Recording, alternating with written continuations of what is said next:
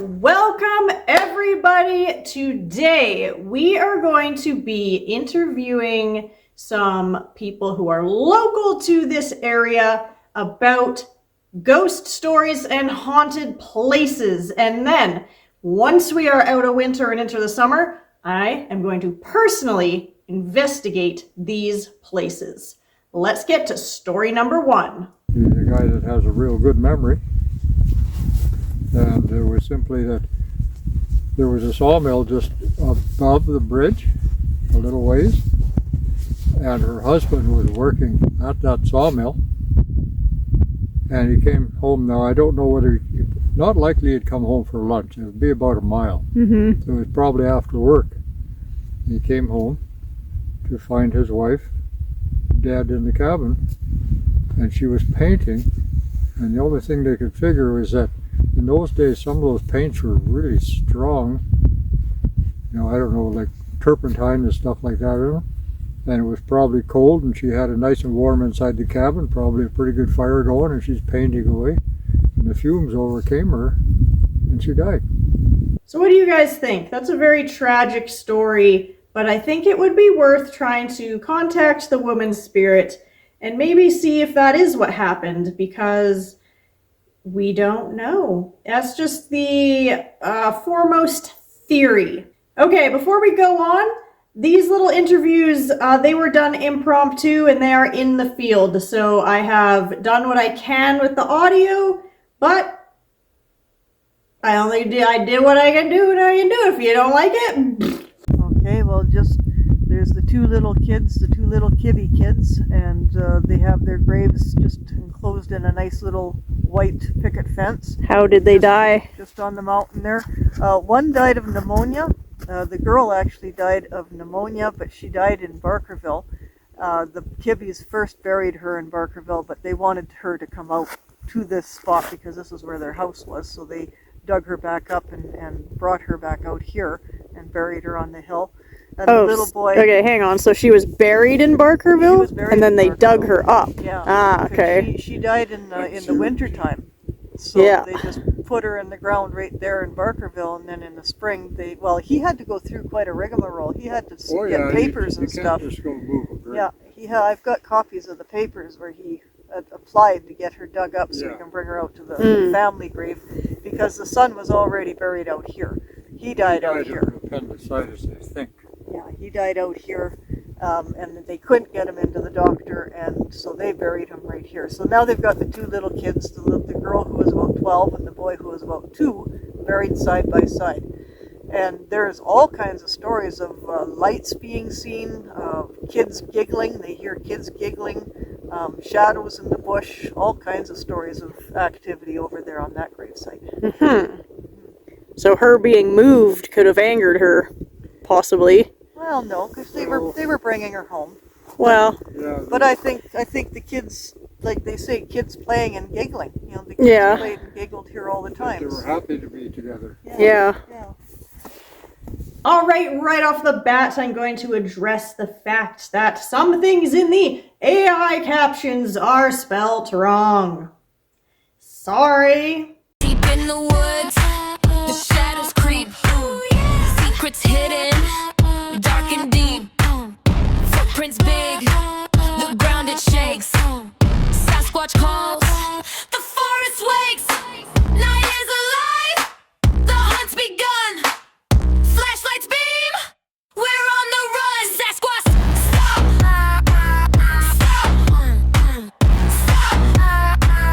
Stop. Feel the beat, won't stop.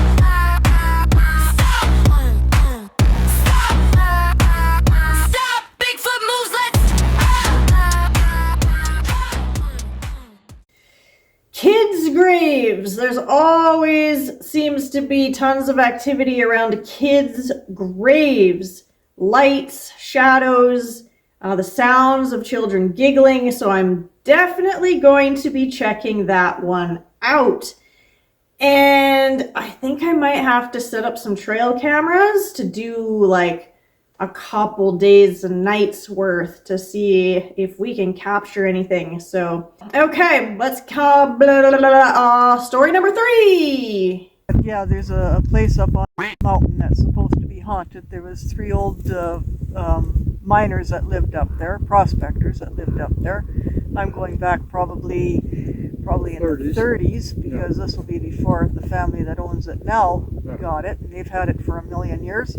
So, and yeah, there's supposed to be all kinds of strange things happening up there. Doors opening and noises and creaking. And there's actually a cabin up there still. There's a cabin up there, yeah. It's around this cabin that all this activity happens. Yeah. Okay, so I bleeped out the name of the mountain that this cabin is on because it is private property. However, I have gotten permission from the family, and I'm actually really excited to go see this one because there's going to be quite a hike to get to it. And if you follow me at all, I love the hike. You do the hike to the haunted place, then you hunt the ghosts. So that really is my jam. So I am very excited for that one. So to make sure that you catch all these videos when they come out in the summer, you have to subscribe, and then you have to also hit the little bell, the little bell icon. If you hit that, then you will get a notification when new videos come out. Okay, next story. And it goes like this. About 30 years ago, 2 old guys came in our store and started talking to us, and as it turned out, they were old timers from this area. They grew up here. And it's funny because I remember them quite plainly. One was a real tall guy and the other was a real short guy. And they were brothers, right? So anyhow, this is a story. When they were young and teenagers, raising a little hell, they used to come out here quite a bit. And at that time, that cabin was whole. It was a whole cabin. And they went inside of it, and there was a little green 3-cornered cupboard in the corner. And we seen it. Yeah. Parts of it was still there when we came. Anyhow, the story is this. They found a trombone in that cupboard. So they used to come over here, sneak the trombone out, and make all kinds of crazy noises with it, you know, boo, boo kind of thing. And there was people around the lake here who thought there was some god-awful animal out there that they couldn't identify. Well, they kept saying that this area here, there's a ghost. There's a ghost living here. So, do we know These noises. where the trombone is now? I wish I did. 'Cause- Wish. Yeah, that'd be something to have. The little green cabinet was still there, but there was nothing in it. No trombone left. Oh, that's too bad. They had to be in their 70s or so when they were here. Yeah. And they laughed about that. They said it was so funny. So that's just kind of a really cute little story about, some young guys playing with a trombone and then people thinking that there's some kind of cryptid in the woods. But speaking of cryptids, there have been a couple Bigfoot sightings in this area. And you know that I'm going to be checking those out. So watch till the very end of this video, because I'm going to pop a picture in of what is presumed to be the Bigfoot. Next story! So this next one, I'm just going to talk because it was quite cold on the day that I did these little interviews and the battery in my filming device actually died. So I did not capture this one. So this is the story of Roy Thompson. So Roy Thompson, he had a cabin at one lake and he had a trap line on another lake. And it was around the holidays. So he went from one lake to the other to check his traps. And he was supposed to return home to his family for the holidays. And when he didn't return home, the family went looking for them. And very, very sadly, they found that he had fallen through the ice and he had drowned. So I am also very excited for this location because, again, it is way out in the wilderness. That's what I like to do. And I have found some people that are willing to take me there in the summertime. So again, very cool, very sad but just incredibly, incredibly interesting history about these places and people. So I'm really excited to do full-length videos on each and every one of them. Next story! Well, we've always known we've got something living with us in the house. So one day a lady come in, and she was a psychic of sort, because I didn't know this when she came in, but I fed her some lunch, and she's went to the washroom, and I had 3 or 4 other people in the store and in the restaurant at the time. So she just kind of wasted time until all these people left, and then she come to the counter and she says, "You know, you got a ghost in your bathroom?" Or I guess, I don't know if she said bathroom. She said, "You got a ghost in the house?" And I told her, I says, "Yes, I do." And I says, "Is it a woman?" And she says, "Yes, it's a woman." And I asked her, I says, "Do you know the name of the ghost?" And she told me, she says, "No, I can't talk to them. They don't speak to me. I could just see them." And so I asked her where she was, and she said, "Well, she's in the bathroom, in the back room, rocking on a rocking chair." So there was a chair back there. It wasn't a rocking chair, but the ghost was rocking in a rocking chair. And I asked her what the woman looked like, and she described a lady wearing a long skirt, a long dark skirt with a white button-up blouse with all those little tiny buttons that you put on, and she had a fur shawl on her, a little fur type scarf, shawl, you know, the way the ladies used to wear a little thing around their neck. Yeah. And she was sitting back there rocking. So the only thing we can figure out is the old house that used to sit where our house sits now, that little corner, which is now our bathroom, would have been a little corner between her kitchen and her living room. So I can see her sitting in that corner, keeping an eye of whatever she's baking, but still being part of the family in the living room, rocking back and forth, just talking to whoever her family were in that old house. Say, did you think we know who she was? Well, her name was Mrs. Do you want her real name, or do you want to know what she was called here locally? Locally, they called her Bunty Boise. So Bunty Boise is probably the most prominent known ghost in that area. And because she is in this family's house, we have lots of pictures and information. So here they are.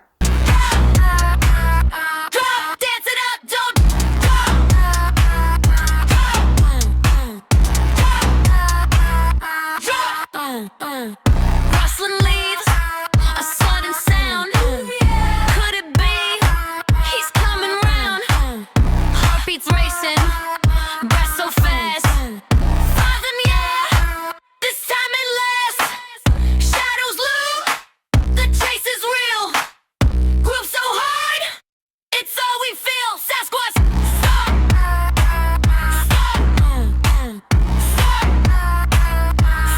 Feel the beat, it won't stop.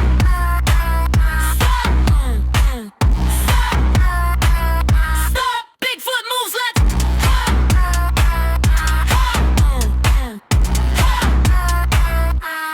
dance it out, don't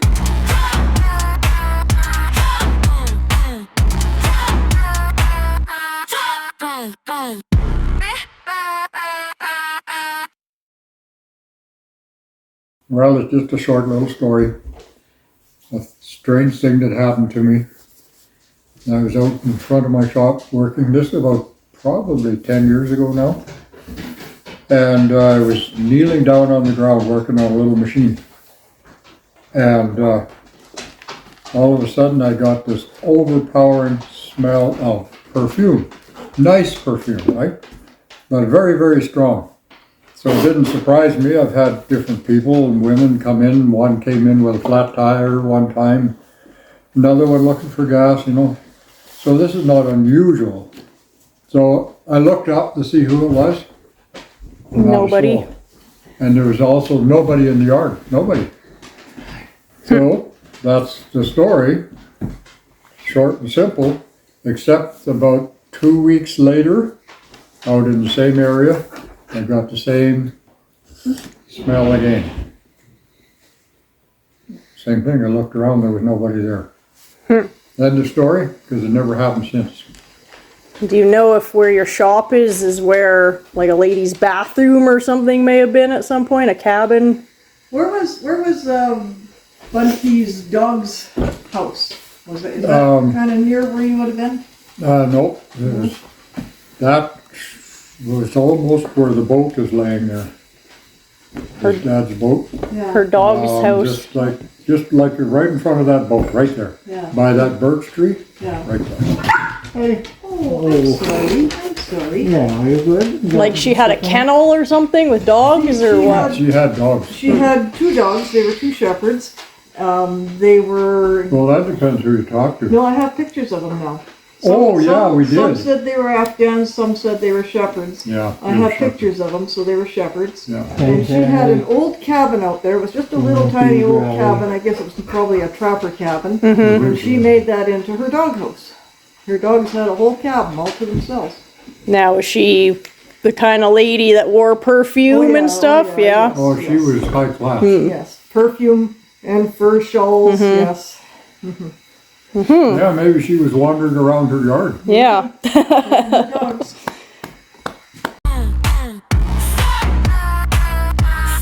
Feel the beat, it won't Okay, where do you want me to start? Start with the Bunty Boise connection. So that's Okay. what it was, right? Bunty. Okay, Bunty, the woman who owned our property right here, her actual name was Minnie, but for some reason, somewhere in her time, she changed her name to Millicent. But Okay. everybody called her Bunty. So one of those dolls that you gave me, Millicent, is one of the names I got on one of them. Yeah, I think so. Yeah. Yeah. But so I think she's the one that's around here. Anyhow, yes, I have this whole binder all about her and all her families. So she was married to. Okay, let's go back to the governor, the lieutenant governor of BC. Their 1920 to 1926 was a guy named Nickel. And of course, he had a lot of money. He's got a beautiful house outside of, well, he had a beautiful house in Sydney, outside of Victoria, because he was a government guy, of course, and he lived in Victoria, but he had his holiday house in Sydney, and this house is still there. Like I said, someday I'd like to go and see it. I'm not too sure. I think it's a lodge of some sort right now. It's a big fancy place. He died in 1926, and at the time of his death, he was a multimillionaire, and he had 2 children. I think his name was James Nickel, and a daughter. So anyhow, Bunty Boise married James Nickel in 1929, 3 years after the old man's death. So she married a very rich man, because most of that money would have gone to those 2 kids. So she married a very rich man. And there's travel documents in here where they traveled to Japan, they traveled to Hawaii 2 or 3 times, traveled to England many times, traveled all over the place. So anyhow, Okay, once you start researching, there's always something really cool to find. So this next bit, we found out that this is actually an urban legend, but we would love to know how this urban legend started, and we actually found out the truth. Keep watching. her husband died, and his death was a little suspicious because he was actually on the ferry between Victoria and Vancouver. So he got on the ferry in Victoria, and when the ferry landed in Vancouver, anyhow, when the ferry got to where it was supposed to go, he was not on it. That's not a very long ferry. It's not a very long ferry. So they have on his death certificate that he died in Oak Bay, because they don't know, was he pushed overboard? Did he jump? They have no idea. Anyhow, he disappeared from that day. They've never seen him again, so now she's a widow. Mm-hmm. So I would imagine she would have got some of she would have inherited money from him. And she's the one that I think her and Nickel both bought this property together, but he was gone shortly after. So she would have had this property, and she would have had some money. Mm-hmm. And after that, guy who kind of scooped her up, he was apparently a friend of the family, but he had been in and out of the penitentiary several times, and that's Jack Boise. And that's why she never married him, but she went by the name of took his Bunty name. Boise, because probably she didn't want to be people to know they were living in sin. Mm-hmm. But when she died, actually, her name was still Nickel. So she never married him. But anyhow, yeah, they're the ones that owned the property here. And she's the ghost I think we have. And I would like to find out whatever happened to James Nickel. I'm going to have to search that one up. Okay, here is what actually happened to James Nickel. Feel the beat, it won't stop. If you have watched all the way through, thank you so much. Please press the subscribe and the like and the bell and the comment. It's free.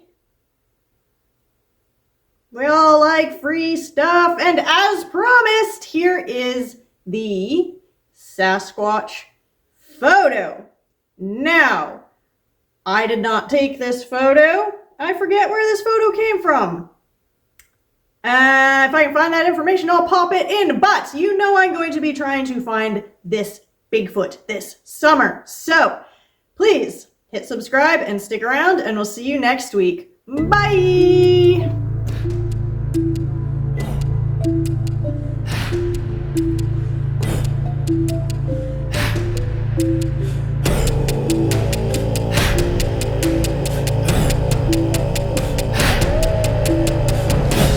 Fuck me, was that fucking Bigfoot? Big furry son of a bitch, goddamn.